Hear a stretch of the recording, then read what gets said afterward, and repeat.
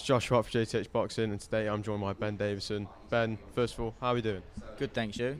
I'm not doing too bad. Obviously, we've just seen the weigh-ins. Lee Wood's made weight safely, unlike Mauricio Lara, who's come in at, what was it, 129.8? What was your thoughts on that?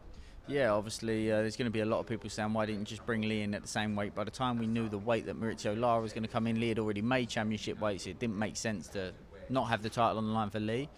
We've had discussions amongst the team with MATCHROOM and between the two teams, and we've come to an understanding and an agreement with some terms where the health and safety of our fighter has been taken care of, and as long as those terms are met, then we're all okay with that. Talking on the health and safety, in the first fight, you threw in the towel, to which a lot of people had a bit of outrage at the time. What was your thoughts when you received all that backlash for it? Yeah, to be honest with you, people say about this backlash, but I actually probably got more praise than I've ever got before, which I think initially people were like, oh, and then a lot of people would actually change their mind and was like, actually, that was a good decision, and I got a lot of positive praise and credit for it. More credit for throwing in the towel than I've had for any wins that I've ever had. So, yeah, strange old game sometimes.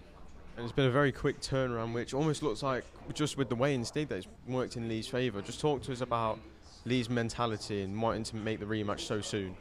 He's extremely professional. He really gets indulged into game plans, and to take him away from that to bring him back would have been more difficult than to just keep him focused and some small adjustments to what we'd already worked on. I think that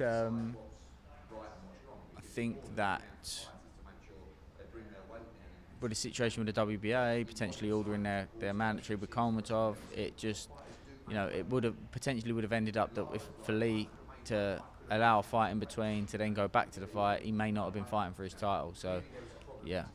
And I spoke to Lee yesterday about when you two first teamed up, and around the same time that's when Lee decided to get a perm, and since then he's been on unbelievable form. Obviously, we joked about and said that it was the perm, but it is the link-up you had. Just how special would it be for Lee to, I'd say that he's a two-time world champion? Yeah, I think it might be the biggest win and my favourite win of my career. Especially with the way how people doubted Lee Wood. He's been doubted from the very start, really.